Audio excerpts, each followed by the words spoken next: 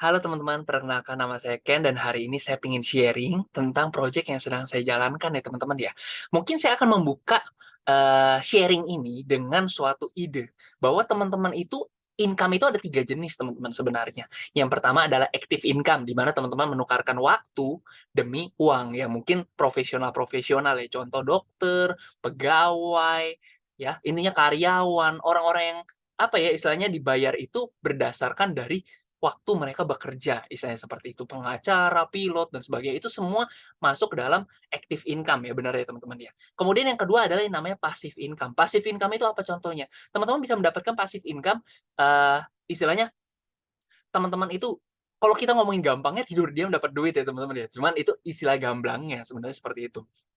Di mana teman-teman mau bekerja ataupun tidak bekerja, mau teman-teman itu lagi jalan-jalan, lagi sakit dan sebagainya, teman-teman tetap terus mendapatkan income. Betul ya teman-teman ya, itu passive income namanya. Teman-teman bisa mendapatkan itu melalui 3 cara. Yang pertama, teman-teman itu dengan cara, membangun suatu bisnis ya teman-teman ya. Cuman teman-teman create sistemnya, buat suatu sistemnya, sehingga sistem itu bisa bekerja tanpa campur tangan kita, gitu loh. Itu butuh PR sih, itu benar-benar butuh usaha untuk teman-teman bisa create suatu sistem yang bisa berjalan autopilot.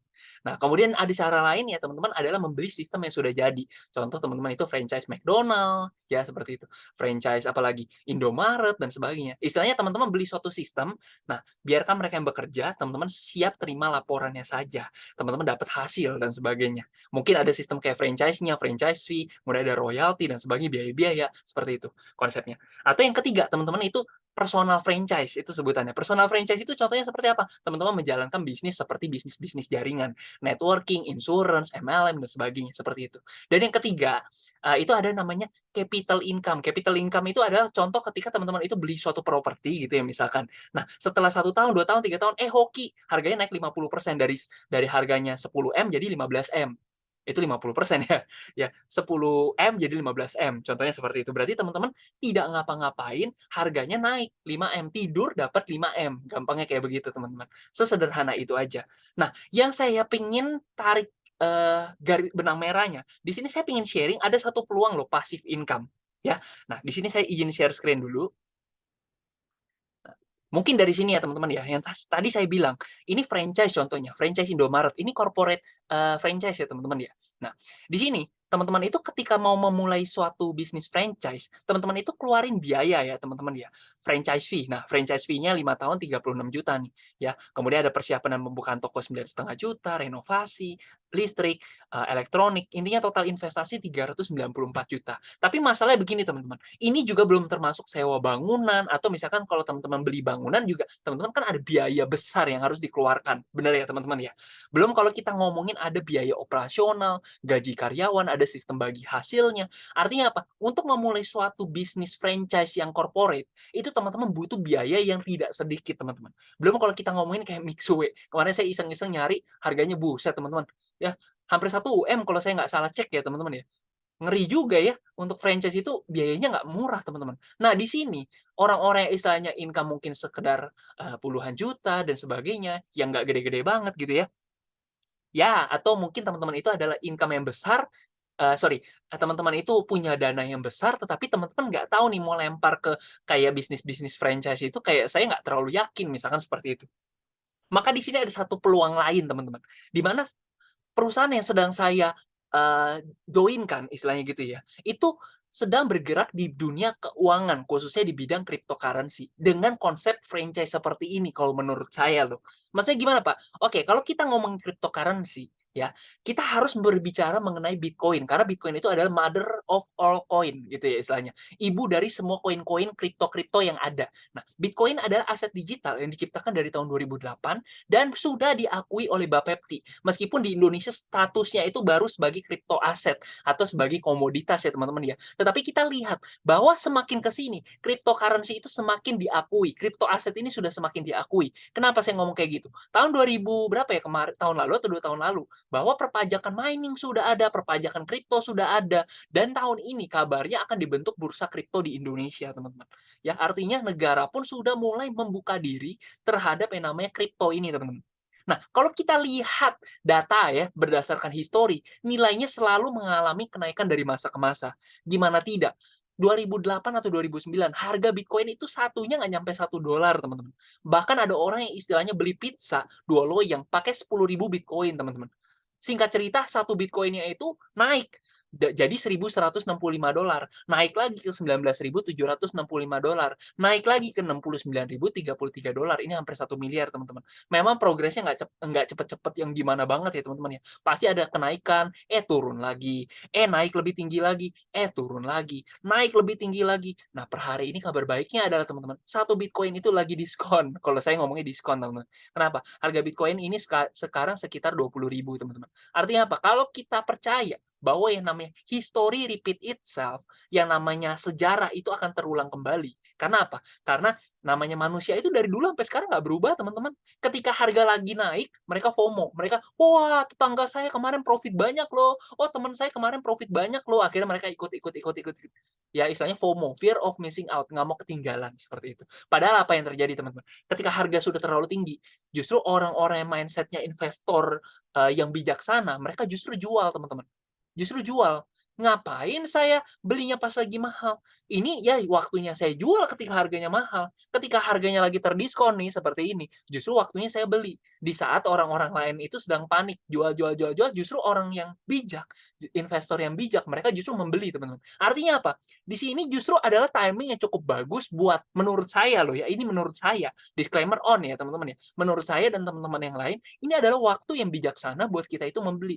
Kenapa? Kalau history repeat itself, artinya prediksi nih, ada orang yang mengatakan di tahun 2024 atau 2025, kalau misalkan terulang seperti ini juga, Bitcoin itu bisa menyentuh $200.000, $250.000, bahkan ada yang bilang $1 juta, teman-teman.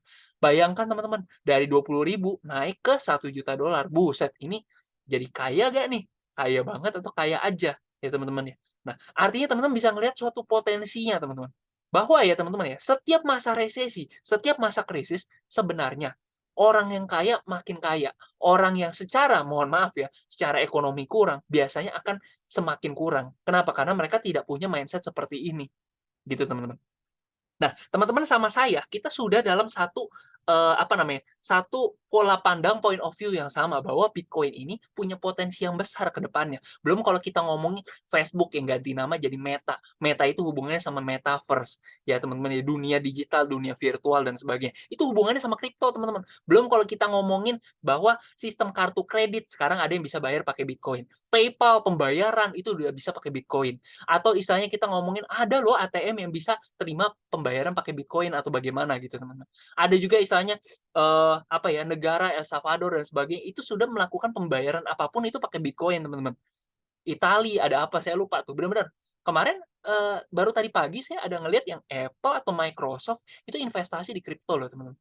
Investasi besar di kripto. Kalau nggak salah Solana atau apa gitu, teman. Silakan cek sendiri, teman. Artinya apa? Cryptocurrency ini the next future, sebenarnya seperti itu.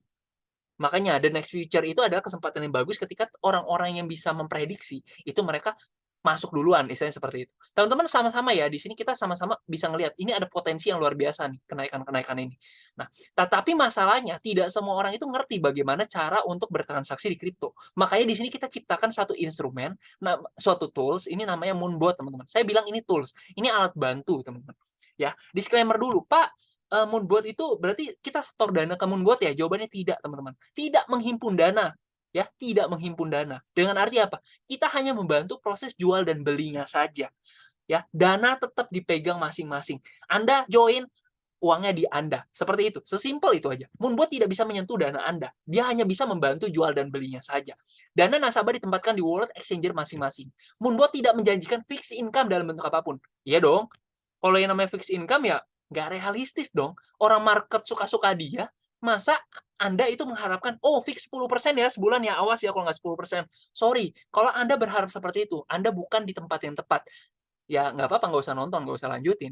Ya, tetapi di sini kalau teman-teman yang paham bahwa market itu kadang-kadang bagus, kadang-kadang tidak, ya artinya teman-teman bisa memahami bahwa memang tidak adanya fix dalam dunia investasi apapun, ya. Nah, Pak, memang potensinya seperti apa?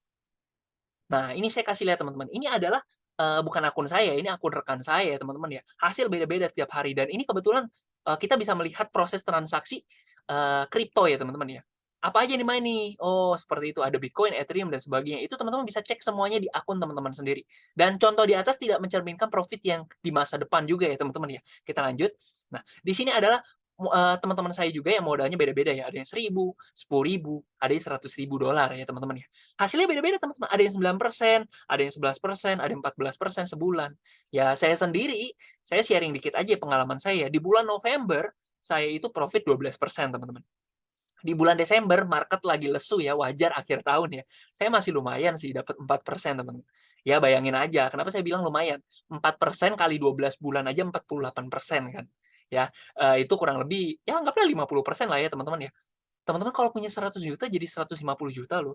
Teman-teman punya 1 M jadi 1,5 M loh. Itu gede dong. 50% tuh gede banget loh. Ya, teman-teman ya. Meskipun saya nggak bisa ngomong, "Oh, fix 4% setiap bulan." Ya nggak bisa. Bisa jadi lebih besar, bisa jadi lebih kecil juga. Nah, sekedar informasi juga per Januari saya udah hitung, profit saya per hari ini itu udah sekitar 8-9%, teman-teman. Lumayan ya, meskipun belum tutup bulan tapi udah dapat 8-9%, ya teman-teman ya. Nah, next juga ini ada teman-teman saya juga yang profitnya beda-beda juga nih. Teman-teman silakan baca-baca sendiri. Tetapi kalau saya ngomongin potensi-potensi doang, tidak dibandingkan dengan resikonya, tentu saya nggak fair. Saya harus ngomongin resikonya juga. Di sini resiko ada 3, teman-teman. Yang pertama yang namanya masa tunggu atau floating. Pak, masa tunggu atau floating itu maksudnya gimana, Pak? Dana saya bisa tiba-tiba habis hilang nggak? Jawabannya, selama koin itu ada, ya, selama exchanger-nya tidak tutup, teman-teman itu masih, istilahnya, teman-teman tidak kehilangan apa-apa, sebenarnya seperti itu. Kenapa saya ngomong kayak gitu? Coba teman-teman pahami ya maksud saya seperti apa. Contoh, teman-teman itu beli emas ketika harganya 1 juta. Harga emas turun ke 800.000. Pertanyaan saya, teman-teman rugi atau tidak? Jawabannya tidak. Kenapa? Kalau Anda tidak jual, Anda tidak rugi lah. Orang Anda pegang emasnya loh istilahnya gitu. Tunggu aja harga emas naik ke 1,1, 1,2, baru teman-teman jual. Jadi teman-teman untung.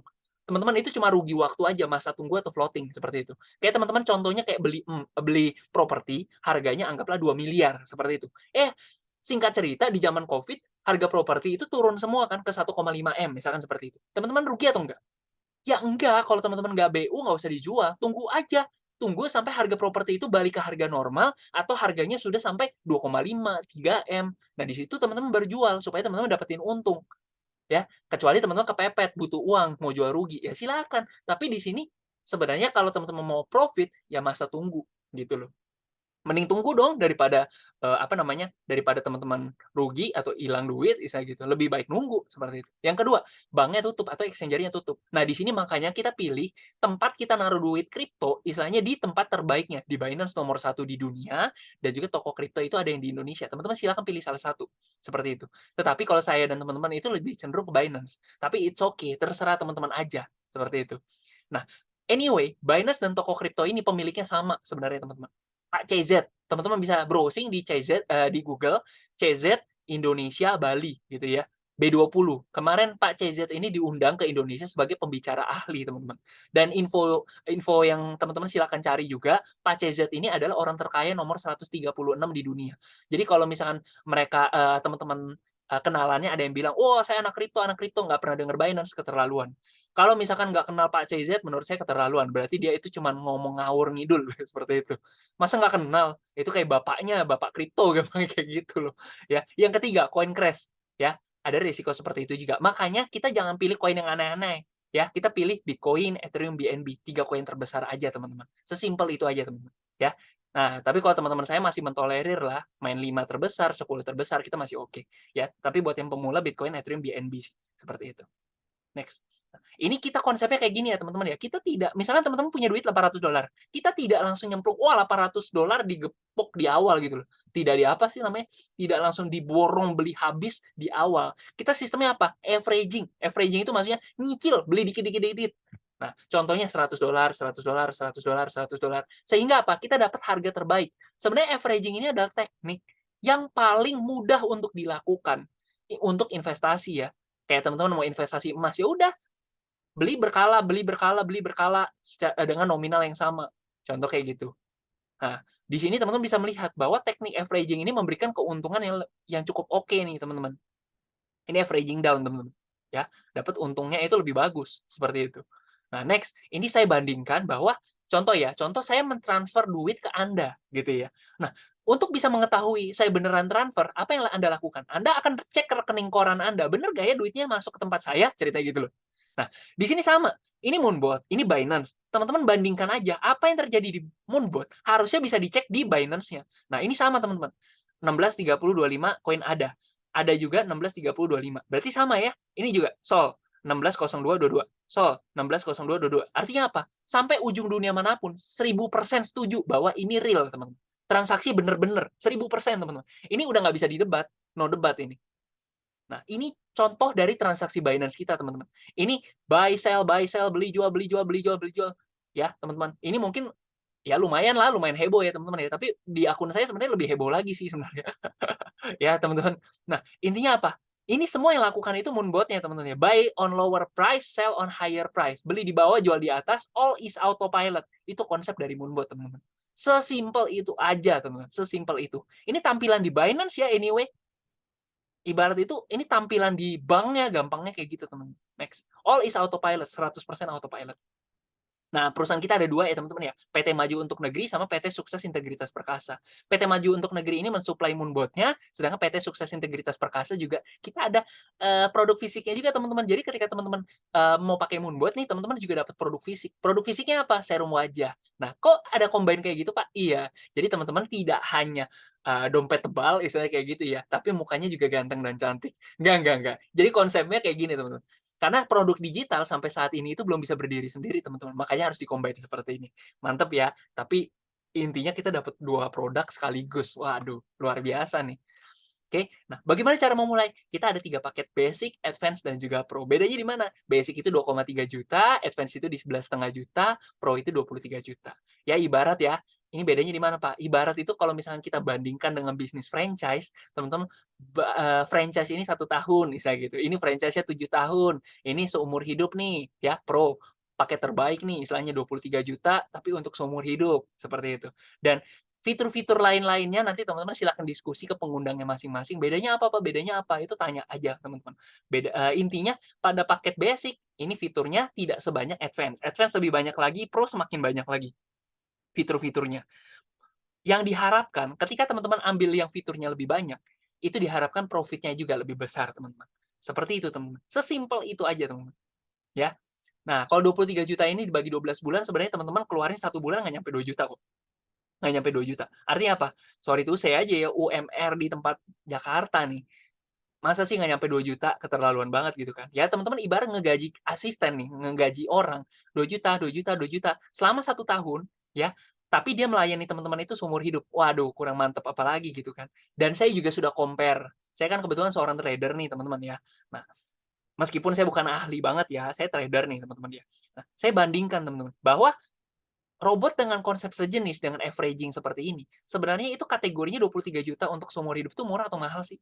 Nah, saya cek teman-teman, oh ternyata di luaran sana ada loh yang konsepnya sejenis gitu ya, meskipun ya fitur-fitur pasti beda ya teman-teman, kita lebih lengkap seperti itu. Nah, ini ada dia yang mirip seperti kita juga, dia bayarnya $100 per bulan teman-teman, nggak ada yang permanen. Jadi kalau teman-teman setahun keluarnya 1.200, sekitar 18 juta. Nah, tahun depan 18 juta lagi, tahun depan 18 juta lagi. Sedangkan kalau kita 23 juta tapi seumur hidup, teman. Artinya murah atau mahal? Murah banget ya, murah banget. Nah, kalau kita bandingkan paketnya di bawahnya nih, 29, 49. Iya bener, tapi ini cuma bisa main 1 koin doang, teman-teman. Sedangkan kalau kita, ini boleh bisa main koin sebanyak-banyaknya terserah kita. Intinya fitur kita lebih baik dan lebih lengkap dan lebih murah, teman-teman. Sesimpel itu aja, teman-teman. Ya. Oke teman-teman, kurang lebih begitu aja ya. Nanti kita itu setiap hari Kamis itu kita ada bahas tentang produknya lebih detail lagi. Dan juga kalau misalkan teman-teman tertarik dengan bisnis atau dalam dunia afiliasinya ya teman-teman, gimana saya men-setting buat tim kerja saya itu bisa mendapatkan income ratusan juta, miliaran per bulan teman-teman. Nah teman-teman silahkan ikuti di hari Minggu. Kita rutin kok ya, Kamis itu tentang produk, hari Minggu itu tentang bisnis gitu teman-teman. Itu jam 19.30 waktu Indonesia bagian Barat. Teman-teman silakan hubungi pengundangnya untuk bisa tahu jadwal Zoom berikutnya dan teman-teman bisa dapatkan linknya ya teman-teman ya. Nah, silakan kontak ke yang mengundang atau klik link di bawah ini teman-teman. Thank you, sampai jumpa.